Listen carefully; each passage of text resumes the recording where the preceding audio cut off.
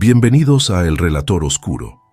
Honduras registra hechos de violencia que no responden a un único patrón, pero comparten la presencia de estructuras que operan con continuidad y capacidad de daño. La violencia no aparece como evento aislado ni como reacción espontánea, sino como resultado de disputas económicas, conflictos familiares, dinámicas territoriales y fallas institucionales prolongadas. Los casos que se presentan aquí ocurrieron en diferentes lugares y bajo circunstancias distintas, pero todos muestran cómo la vida cotidiana y la administración de justicia pueden verse atravesadas por procesos lentos, ausencia de información completa y decisiones que llegan años después de los hechos. Este relato no busca provocar emoción ni escándalo. Se limita a exponer los hechos tal como están documentados y las resoluciones judiciales que se han establecido, junto con aquello que permanece pendiente. Cada capítulo describe un caso donde la violencia produce efectos que continúan más allá del momento del crimen.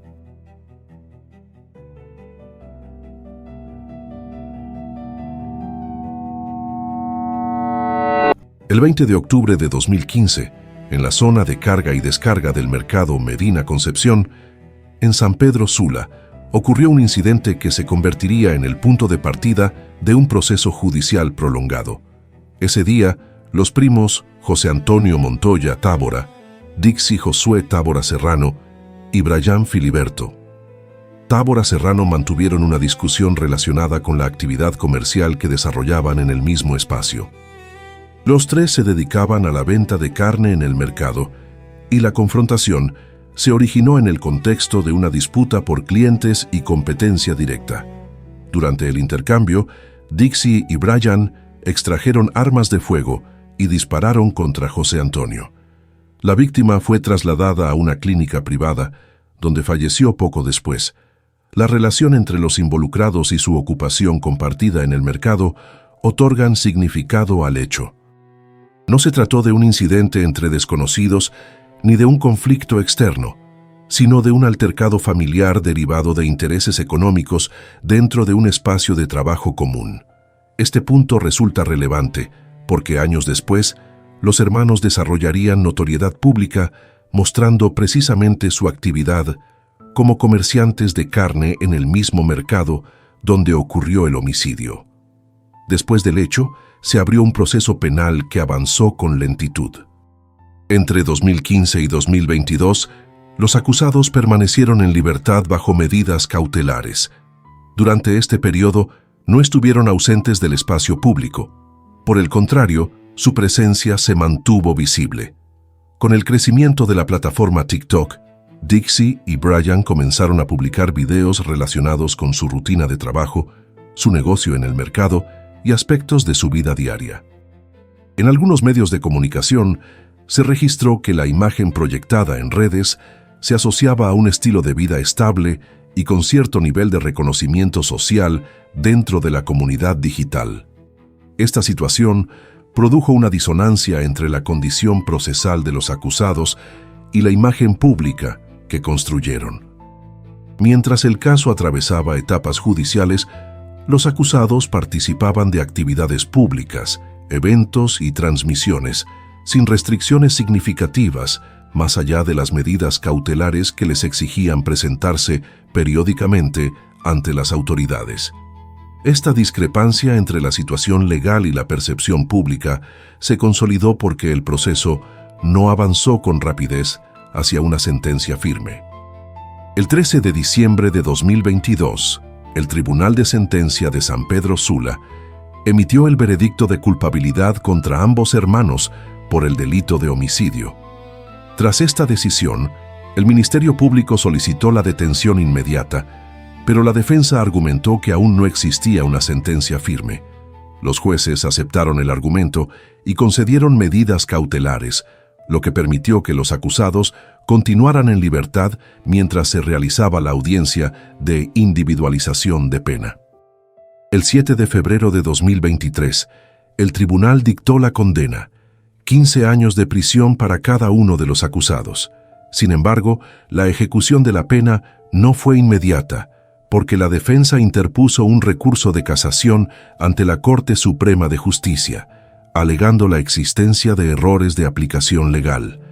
Este recurso es de carácter extraordinario y se centra exclusivamente en la revisión jurídica de la sentencia, no en la revaloración de los hechos. El proceso en casación extendió el caso durante casi 2 años más. Durante ese periodo, los acusados continuaron cumpliendo las medidas cautelares y permanecieron en libertad. Esta fase fue la que permitió que la presencia pública de los hermanos se consolidara aún más en redes sociales, lo que contribuyó a que una parte de la audiencia digital interpretara el proceso como inestable o indefinido, al no observar consecuencias inmediatas. La resolución final llegó en noviembre de 2025, cuando la Sala de lo Penal de la Corte Suprema de Justicia declaró no al lugar el recurso de casación presentado por la defensa. Con esta decisión, la sentencia pasó a ser firme y ejecutable, agotando todas las vías ordinarias de impugnación. A partir de ese momento, correspondía la emisión de órdenes de captura para que los condenados fueran trasladados a un centro penitenciario y comenzaran a cumplir la pena impuesta. Tras la sentencia firme, circularon versiones en redes sociales y espacios de prensa, no verificada, que afirmaban que la Corte había revocado la condena y declarado la inocencia de los acusados. Sin embargo, dichas versiones fueron desmentidas mediante el comunicado oficial del Ministerio Público, que confirmó la ratificación de la condena y su carácter ejecutable. La divergencia entre la información oficial y la difundida en espacios sin verificación evidenció la facilidad con la que la narrativa pública del caso se distorsionó debido a la notoriedad digital de los acusados. El caso finaliza con una estructura procesal clara: homicidio en 2015, veredicto de culpabilidad en 2022, sentencia en 2023, recurso extraordinario en trámite hasta 2025 y ratificación definitiva en noviembre de 2025. Durante ese mismo periodo, los acusados desarrollaron una presencia pública basada en la actividad comercial que compartían con la víctima. La resolución judicial cerró el proceso penal, pero dejó como registro la coexistencia prolongada entre la construcción de una imagen pública y un proceso jurídico pendiente.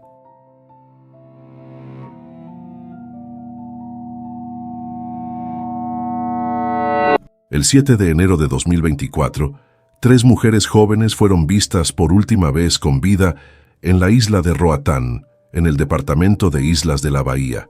Sus nombres eran Dionie Beatriz Solórzano, Nikendra LaShawn McCoy y María Antonia Cruz. Ese día, las 3 salieron en compañía de Gilbert Santiago Reyes Bermúdez, ciudadano estadounidense y expareja de Dionie. El desplazamiento se realizó desde una zona residencial hacia la comunidad de Pandy Town, parte de la misma isla. No hubo reportes de incidentes en el trayecto. No se reportaron alertas inmediatas de peligro. La situación parecía formar parte de una reunión social entre personas que se conocían previamente. El 8 de enero, un día después de haber sido vistas por última vez, Reyes salió de Honduras. Viajó hacia los Estados Unidos. El movimiento ocurrió antes de que se hallaran los cuerpos y antes de que las autoridades confirmaran la desaparición de las 3 mujeres. La salida del país representó una acción que indicaba conocimiento anticipado de los hechos, así como la intención de evitar el proceso judicial. No hubo reportes de que Reyes hubiera comunicado su salida a las autoridades hondureñas o que existiera una causa justificada que explicara su desplazamiento repentino. El 9 de enero de 2024, los cuerpos de las 3 mujeres fueron encontrados en el interior de un vehículo en el área de French Cay, también en Roatán. Las víctimas presentaban heridas por arma de fuego. La recuperación de los cuerpos consolidó el hecho como un triple homicidio, y debido a la relación de pareja previa entre Reyes y Dionie Solórzano, el caso fue tipificado como feminicidio agravado en ese caso específico, y como asesinato en los casos de Nikendra y María. El hallazgo de los cuerpos movilizó a las autoridades locales, al Ministerio Público y a la Agencia Técnica de Investigación Criminal. Se confirmó de inmediato que el crimen había sido cometido al menos 48 horas antes de la localización del vehículo. La secuencia temporal del crimen, la selección del lugar del hallazgo y la salida del país del principal sospechoso configuraron el caso como uno con características de planificación previa, no como un acto impulsivo ni espontáneo. La atención mediática se intensificó debido al contexto estadístico en el que el crimen ocurrió. Durante el año 2023, Honduras registró 380 feminicidios, de acuerdo con informes oficiales. Esto representó un aumento respecto al año anterior. De acuerdo con organismos internacionales, el país se encontraba entre los de mayores índices de violencia letal contra mujeres en la región. La isla de Roatán, asociada internacionalmente con actividades turísticas, no estuvo exenta de estos patrones. Tras la confirmación de la identidad de las víctimas, se emitió una alerta internacional contra Gilbert Santiago Reyes Bermúdez. La notificación fue gestionada a través de Interpol. Durante las semanas posteriores, se realizaron búsquedas en múltiples países con los que Honduras mantiene acuerdos de cooperación judicial. No hubo declaraciones públicas del sospechoso. El 29 de marzo de 2024, Reyes fue detenido en la República Dominicana durante un intento de viaje con destino a Miami. La captura se realizó siguiendo la alerta internacional emitida previamente. Tras su detención, se inició el proceso administrativo para su extradición. Durante ese periodo, no se reportaron declaraciones públicas del detenido que aportaran datos adicionales al caso. Tampoco se reportaron al momento declaraciones sobre posibles cómplices o conocimiento de terceros respecto al crimen. El 23 de julio de 2024, Reyes fue extraditado a Honduras. A su llegada, fue puesto bajo custodia y trasladado a un centro de detención provisional mientras avanzaba el proceso judicial. El Ministerio Público presentó la acusación formal: feminicidio agravado por la muerte de Diony Beatriz Solórzano y asesinato por las muertes de Nikendra LaShawn McCoy y María Antonia Cruz. La distinción de tipificación se basó en la relación previa entre Reyes y una de las víctimas, en contraposición a la ausencia de vínculo directo con las otras dos. Durante la etapa de preparación para el juicio, se revisaron registros electrónicos, cámaras de vigilancia, testimonios de residentes locales y la secuencia logística del desplazamiento dentro de la isla. No se reportaron elementos que indicaran la participación de más personas en la ejecución del crimen. Tampoco se estableció un motivo específico basado en factores económicos, criminales o territoriales. El Ministerio Público sostuvo que el crimen se derivó de una acción deliberada de Reyes, sin intervención de terceros. El 28 de enero de 2025 se confirmó que Reyes Bermúdez permanecería en prisión preventiva a la espera del juicio oral y público. La confirmación judicial se produjo después de que la defensa solicitara revisión de medidas, argumentando que no existía riesgo de fuga. El tribunal negó la solicitud debido a la salida previa del país inmediatamente después del crimen, interpretada como evidencia de evasión procesal. El caso continúa en etapa judicial. La sentencia aún no ha sido emitida. El resultado final dependerá del desarrollo del juicio oral y de la valoración de las pruebas documentales, testimoniales y periciales presentadas por las partes. Este caso ha sido tratado como un caso de alto impacto debido a 3 factores: la existencia de un desplazamiento controlado de las víctimas con el sospechoso, la ejecución simultánea de las 3 muertes, la salida inmediata del país después del crimen. El proceso continúa y su resolución permanece en curso.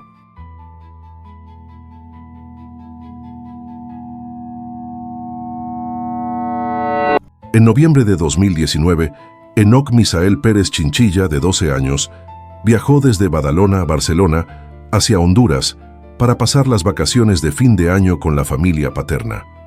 Vivía con su madre desde los 9 años y el viaje había sido planificado como una visita familiar temporal para reencontrarse con parientes en la comunidad de Campo Elvir, municipio de Tela, departamento de Atlántida. No existían reportes previos de amenazas, conflictos familiares o tensiones que anticiparan una situación de riesgo. El desplazamiento se efectuó de manera ordinaria y con el propósito de una estadía vacacional. El 2 de diciembre de 2019, la visita se transformó en un caso criminal de alto impacto nacional e internacional. Ese día, varias personas ingresaron a la vivienda donde se encontraba el niño. Durante el hecho, 3 adultos que estaban presentes fueron asesinados: Rubilio Arturo Pérez, abuelo del menor; Israel Ramos, tío; Cindy Xiomara Castro, niñera encargada de su cuidado. Enoc fue sustraído del lugar y no volvió a ser visto. La madre del menor, desde España, comunicó la situación a través de medios de prensa y redes sociales. El crimen adquirió relevancia inmediata por la combinación de 3 homicidios y una desaparición infantil ocurridos en un mismo evento. La secuencia de los hechos indicó que el niño era el objetivo principal y que la eliminación de los adultos presentes tuvo como finalidad permitir la captura sin resistencia. La investigación inició con las autoridades locales y el Ministerio Público. En 2020 fueron capturados Juan José y Leonel Núñez Murcia, señalados como participantes directos en el secuestro y los homicidios. En ese mismo periodo se registró otro evento relacionado. Carlos Roberto Rodas fue detenido en diciembre de 2019 por exigir dinero a la familia del menor, en un acto de extorsión que buscaba aprovechar la situación de incertidumbre tras la desaparición. Otro implicado, Byron Humberto Meléndez, fue detenido posteriormente. Sin embargo, falleció en una cárcel de máxima seguridad en el departamento de Santa Bárbara, sin haber proporcionado información útil. Su muerte cerró una posible vía de esclarecimiento, ya que pudo haber sido un testigo relevante respecto al paradero de Enoc o al motivo del crimen. La investigación continuó con la detención de Agner Vega, de 43 años, capturado el 22 de enero, con variaciones de reporte entre 2023 y 2024. Vega figuraba en la lista de los delincuentes más buscados en Honduras. Fue detenido en el departamento de Santa Bárbara y señalado por participación en la privación injusta de la libertad del menor y robo con violencia agravado. La captura de Vega ocasionó una respuesta pública inmediata por parte de la madre del niño, quien expresó la esperanza de que finalmente se revelara información sobre el paradero de su hijo. Los procesos judiciales avanzaron de manera independiente para los distintos imputados. En enero de 2023, los hermanos Juan José y Leonel Núñez Murcia fueron declarados culpables por el secuestro de Enoc y el asesinato de los 3 familiares. En abril o mayo del mismo año, se dictó la pena de 82 años y 30 días de prisión para cada uno. Se trató de una condena de alta duración, justificada por la multiplicidad de delitos. Posteriormente, el 7 de noviembre de 2024, el Tribunal de Sentencia en materia de criminalidad organizada dictó sentencia contra Agner Vega, quien fue condenado a 47 años de prisión por 2 delitos de asesinato y privación injusta de la libertad. La condena formalizó su responsabilidad penal en el caso. No hubo registro de declaraciones del condenado que aportaran detalles adicionales sobre el paradero del menor. Respecto a Byron Humberto Meléndez, su muerte en prisión impidió que su situación procesal avanzara hacia una sentencia. En cuanto a Carlos Roberto Rodas, detenido por exigir dinero a la familia, la documentación entregada no detalla una sentencia específica. A pesar de las condenas obtenidas, el punto central del caso permanece sin resolver.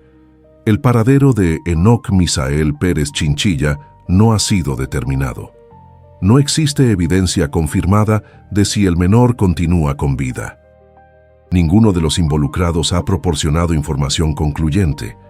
Las autoridades han reconocido que, aunque se han procesado los asesinatos, el motivo del secuestro no ha sido establecido. No se han identificado elementos que expliquen por qué el niño fue seleccionado como objetivo. El caso continúa sin hipótesis sólida sobre la intención detrás del crimen.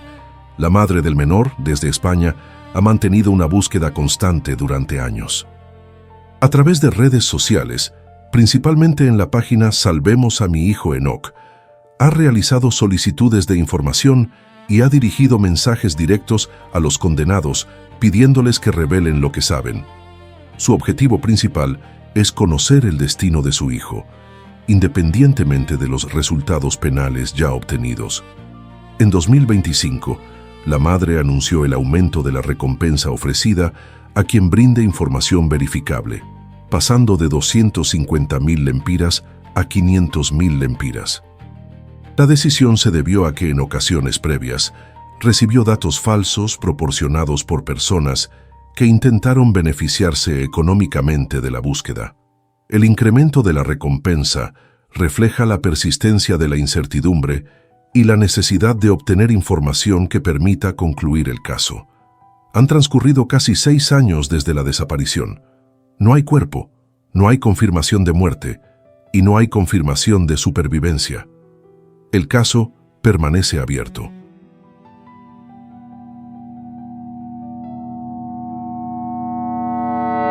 El 2 de febrero de 2025, en un barrio de San Pedro Sula, se registró un caso que no estuvo vinculado a grupos criminales, disputas territoriales ni extorsión, sino al ámbito doméstico y a la salud mental. Ese día, una niña de 3 años fue encontrada sin vida dentro de su vivienda. La causa de la muerte fue una herida de arma blanca en el cuello. La información fue confirmada por los reportes policiales iniciales que documentaron el hallazgo y la primera inspección de la escena.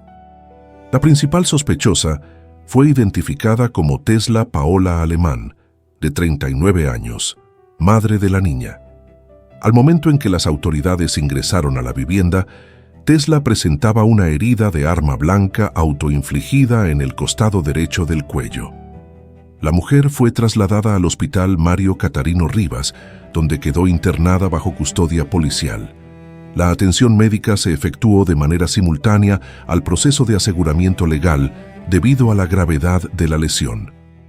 El informe preliminar de la policía describió el hecho como resultado de un ataque de ira.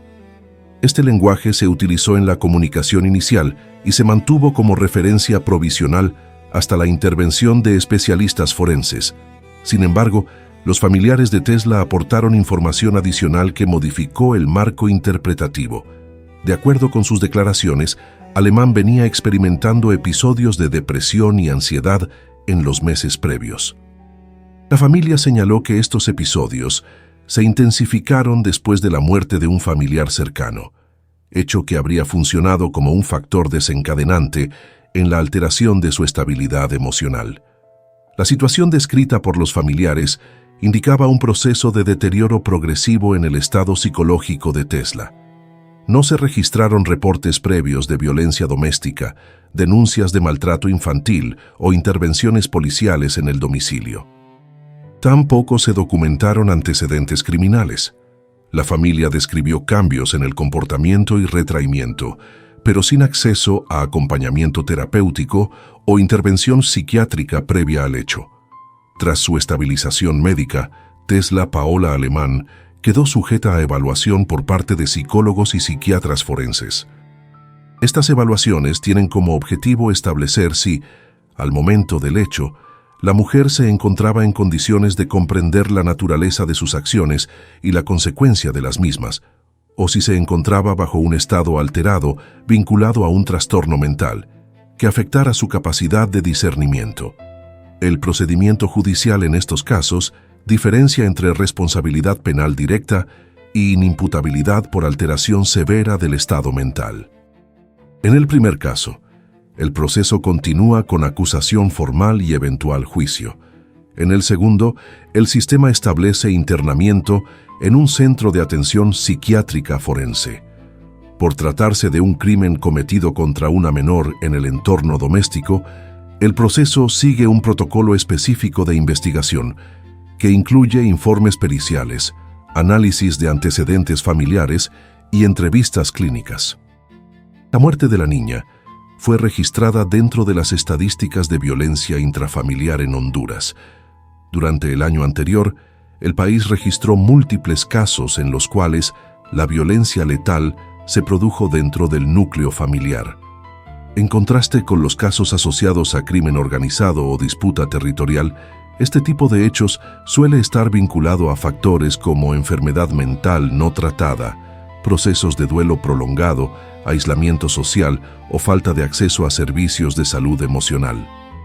La falta de cobertura adecuada en atención psicológica y psiquiátrica en el sistema público es un elemento que suele aparecer en este tipo de casos. Las instituciones encargadas de salud mental operan con recursos limitados y el acceso a diagnóstico, tratamiento y seguimiento es irregular. Esto genera condiciones en las que un deterioro psicológico significativo puede avanzar sin intervención preventiva. La figura de la evaluación forense en este caso es central. Los peritos deberán determinar si la sospechosa actuó en un estado de incapacidad temporal, si hubo un episodio disociativo o si tenía conocimiento pleno de sus actos. La determinación influirá directamente en la configuración legal de la acusación, la posibilidad de acuerdo judicial, la duración del proceso y el tipo de institución donde se cumplirá la medida. La familia de la menor expresó que la situación no había sido comprendida previamente como un riesgo. No se habían solicitado medidas de protección, ni se habían tramitado solicitudes de acompañamiento psicológico. La ausencia de intervención temprana no fue resultado de omisión deliberada, sino de la falta de mecanismos institucionales que permitan identificar señales tempranas y activar protocolos de prevención. El caso continúa en etapa de evaluación psiquiátrica y no ha avanzado aún hacia juicio oral. Las conclusiones de los especialistas determinarán si la sospechosa enfrentará proceso penal ordinario o si será declarada inimputable por razones clínicas. La niña permanece registrada dentro de las estadísticas anuales de muertes violentas de menores en el país, pero el hecho no está relacionado con estructuras criminales, sino con un contexto de salud mental no atendido. Este capítulo se inserta en una problemática más amplia. La cantidad de muertes violentas de niños en Honduras no se explica únicamente por la violencia de pandillas. Una parte de los casos ocurre dentro del ambiente doméstico y se vincula a la falta de atención psicológica, apoyo comunitario y herramientas institucionales para identificar y tratar crisis emocionales severas. La conclusión judicial del caso dependerá de los informes psiquiátricos y de la valoración del Ministerio Público respecto a la imputabilidad.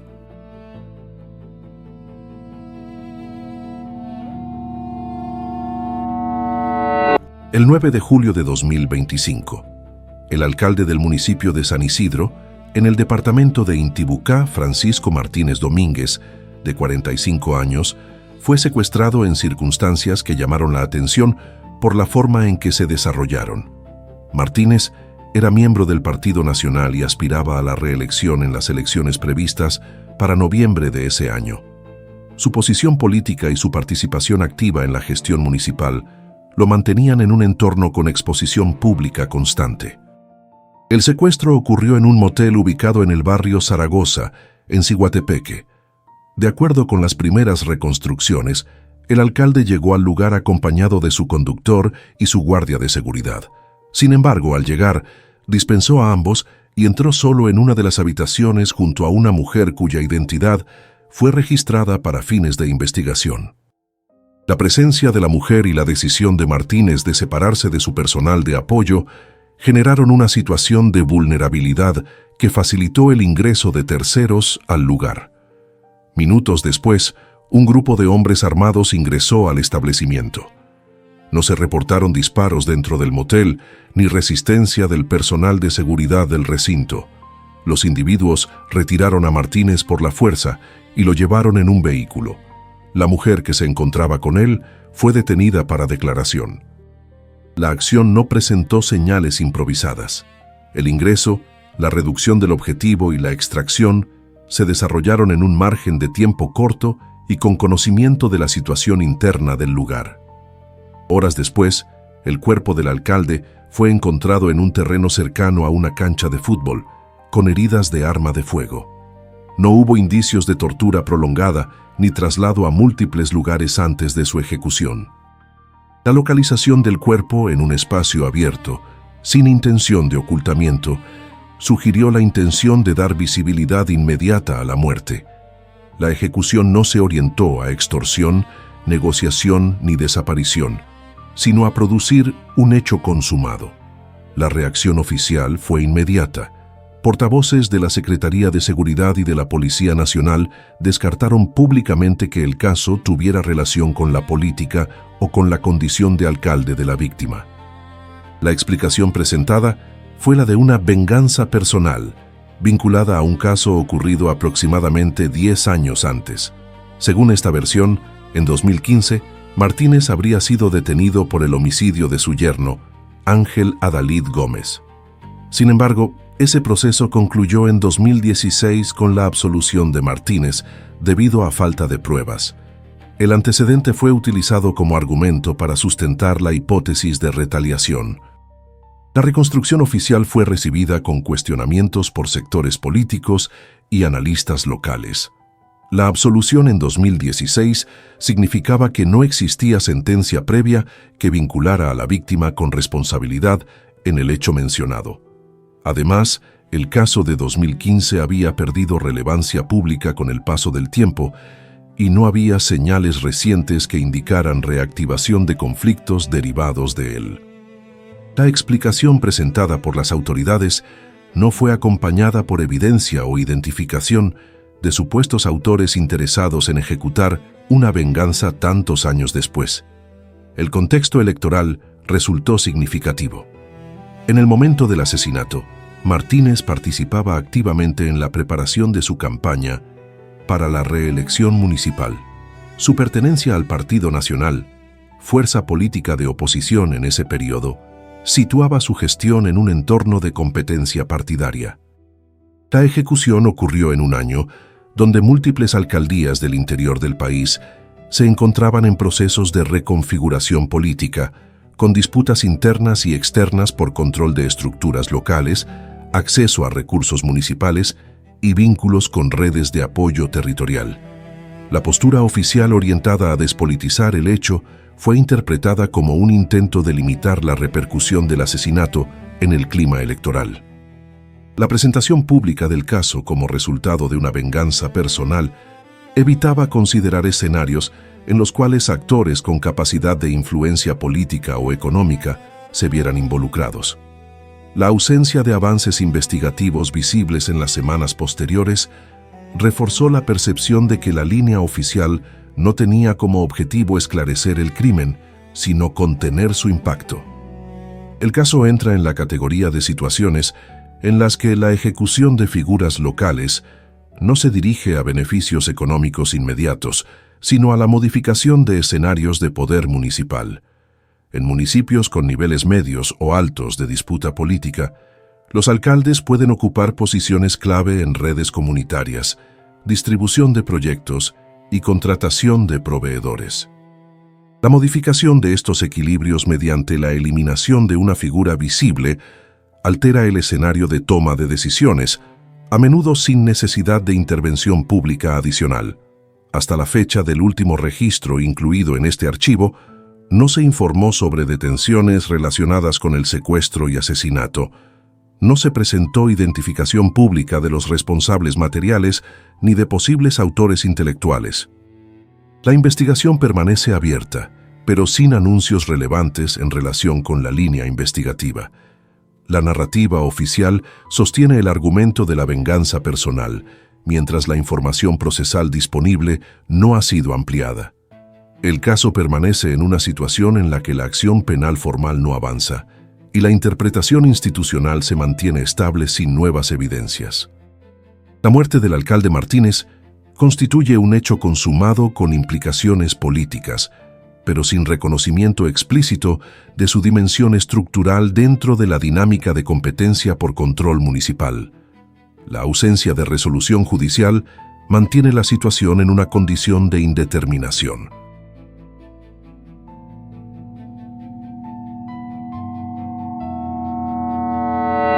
Los 5 casos presentados No comparten un único origen, pero muestran un patrón sostenido. Los hechos violentos no concluyen en el momento en que ocurren. Sus consecuencias se extienden en procesos judiciales prolongados, en búsquedas que permanecen abiertas y en decisiones institucionales que no resuelven completamente lo sucedido. Las sentencias existen, pero no siempre proporcionan respuesta. Algunas veces falta el motivo, otras veces falta la persona desaparecida, y en ciertos casos falta la identificación completa de quienes participaron. Lo que permanece es la continuidad. La violencia no se interrumpe de manera definitiva. Se desplaza, se reorganiza y vuelve a aparecer. Los expedientes siguen abiertos. La búsqueda continúa.